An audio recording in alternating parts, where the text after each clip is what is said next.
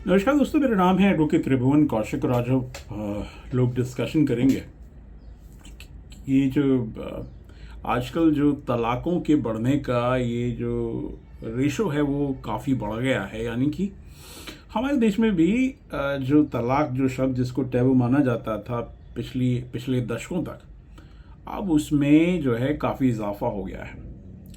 और इसके लिए कई सारे कारण हैं, जिनमें से एक सबसे जो महत्वपूर्ण कारण है जिसको मैं डिस्कस करने आज जा रहा हूँ, उसी को जो है ध्यान में रखते हुए सीधे मैं टॉपिक पे आता हूँ। टॉपिक ये है कि आजकल देखा गया है कि शादी होने के बाद में लड़कियों की माँओं का उन लड़कियों के शादीशुदा घर में काफ़ी इंटरवेंशन रहता है, जिसकी वजह से जो है बच्ची या ये जो लड़कियां हैं उनके घरों में जो है अशांति भंग हो जाती है।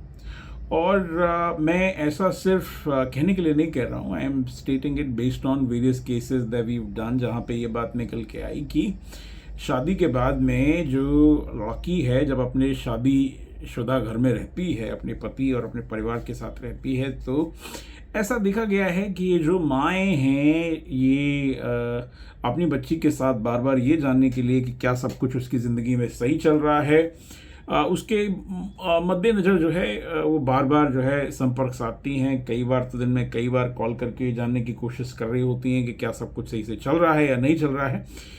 इस परेशानी के चलते हुए कई सारी बच्चियों की शादीशुदा ज़िंदगी में जहर घुल रहा है और ये जो माएँ हैं ये समझ नहीं रही हैं। दोस्तों देखो, ऐसा है कि किसी भी माँ का अपनी बच्ची के साथ ये जो लगाव है ये एक विदित लगाव है कि हमेशा ऐसा देखा जाता है कि बच्चियों का अपनी माँ के साथ लगाव होता है, और जब बच्ची की शादी हो जाती है तो माँओं के ये एप्रीहेंशंस होते हैं। और ऐसा नहीं है कि वो कोई गलत नज़रिए से जो है अपनी बच्ची के साथ दिन में कई बार बात करना चाहती हैं। ये बात करना सिर्फ कई बार इसलिए भी होता है कि वो उसकी वेलबींग जानना चाह रही होती हैं, लेकिन अगर आप देखें तो इसके काफ़ी सारे साइड इफ़ेक्ट्स निकल के आ रहे हैं। बात को इस बात से समझिए कि जब ये जो लड़की की माएँ हैं जब दिन में कई बार फ़ोन कर रहे होते हैं, तो हो सकता है कि लड़की जो है कई बार अपने पति के साथ हो सकता है कई बार सास ससुर के साथ हो सकता है घर परिवार में कोई बात हुई हो जिस पे कोई डिस्कशन चल रहा हो। और जब चार लोग साथ में रहते हैं तो बर्तन खटकते ही हैं, जिसमें हो सकता है कि लोग जहाँ पे बच्ची की शादी हुई है उसके सास ससुर या ससुराल वाले या उसकी ननद या उसका पति या कोई बात हुई हो जेनेरिकली, जिसमें अगर कोई ऐसी बात हुई है कि जो बात बच्ची को पसंद नहीं आई है, तुरंत उसने अपनी माँ के साथ डिस्कशन किया, उससे बातें जो है एजिटेट हुई और at the end of day ये हुआ कि बात जो छोटी सी थी वो बढ़ के बहुत बड़ी हो गई। अब आप कहेंगे कि यार इसमें नया क्या है।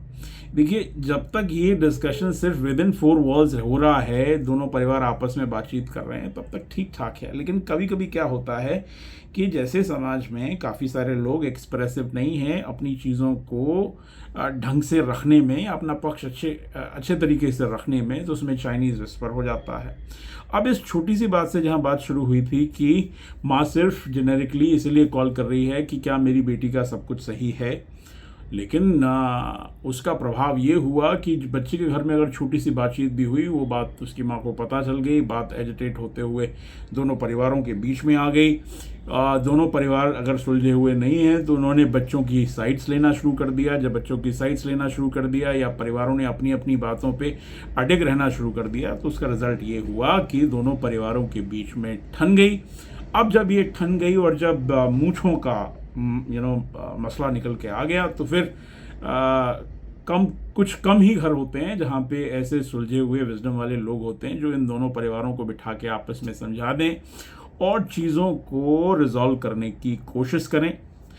अब मैं घुमा फिरा के फिर दोबारा से उसी बात पे आता हूँ कि क्या ये जो दिन में 50 बार या 10 बार या 5 बार माँ बाप का अपनी बेटी को शादी करने के बाद में कॉन्वर्सेशन करना ज़रूरी है। तो लाजमी बात यह है कि अगर आप एक आध बार दिन में पूछना चाह रहे हैं, सुबह शाम पूछ लें, तो उसमें कोई दिक्कत नहीं है। लेकिन अगर उस बार बार पूछने की वजह से अगर चीज़ें एजिटेट हो रही हैं, चीज़ें बढ़ रही हैं, तो आपको जो है इस पे लगाम लगाने की ज़रूरत है, क्योंकि इससे आप ही का नुकसान है। जब ब्याह शादी हुई है तो बच्चों को एडजस्ट करने में, परिवारों को एडजस्ट करने में वक्त लगता है। इसलिए अगर आप जो है उन माओं में से हैं कि आप जो है दिन में कई बार कॉल करती हैं, माई सजेशन इज़ दिस कि आप थोड़ा सा कॉन्वर्सेशन अपना लिमिटेड करना शुरू करिए। दिन में एक आध बार आप कॉल कर लीजिए, कोई टाइम निर्धारित कर लीजिए। हो सके तो टेक्स्ट पे बात कर लीजिए। आजकल ये जो वीडियो कॉल वाला जो कॉन्सेप्ट है, ये और भी ज़्यादा चीज़ों को एजिटेट करता है। तो हो सकता है कि आपको शुरू में एडजस्ट करने में इसमें दिक्कत आए। जब आप अपने बच्चे को दिन में कई बार देख रहे हैं और ऑल ऑफ सडन आप ये करना शुरू करें, तो मैं नहीं कह रहा कि आप एक साथ कट कर दीजिए, लेकिन आपको दिन में 50 बार 10 बार कॉल करने से ज़्यादा ज़रूरी ये है कि आपका बच्चा खुश रहे। उसमें अगर आप चाहें तो टेक्स्ट पे कॉन्वर्सेशन कर लीजिए शुरू में, लेकिन आप जितना कम इंटरवेंशन देंगे, आप सोच के देखिए, अगर यही जो आपके साथ, जो आप अपने बच्ची के साथ करने की कोशिश कर रहे हैं, अगर यही आपकी माँ ने आपके साथ किया होता तो शायद आपकी शादी भी नहीं चलती।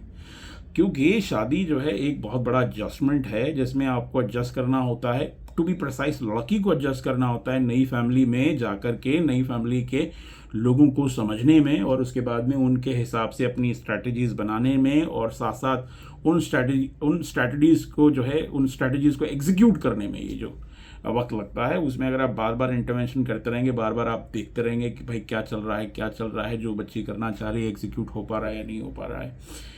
Again, my suggestion is that if you require a wisdom, you can always get in touch. You can have a conversation with me. I'll be more than happy to guide and advise.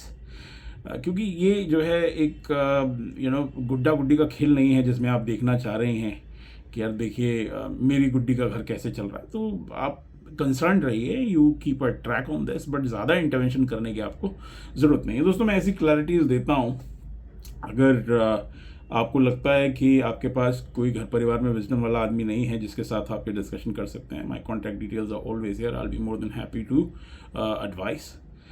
साथ ही साथ मैं जो है कई सारी workshops भी करता हूँ। दोज आर पेड वर्कशॉप, जिसमें आप आ सकते हैं, जिसपे आप क्लैरिटी ले सकते हैं, जिसमें संवाद कर सकते हैं हम, जिसमें आप अपने कस्टमाइज सवाल पूछ सकते हैं, और हम फिगर आउट करने की कोशिश कर सकते हैं कि अगर कोई दिक्कतें आ रही हैं तो दिक्कतें बढ़ के तलाक के लेवल तक ना आ जाएं, उसको किस हिसाब से सुलझाया जाए।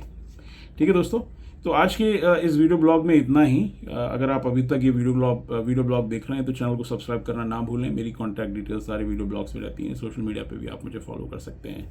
ये जो वीडियो है ये जनहित में, एक बार फिर से मैं रिआइट्रेट कर रहा हूँ कि शादी हो जाने के बाद में माओं को कोशिश करनी चाहिए कि बच्चियों के साथ जो संवाद है उसको लिमिटेड रखें।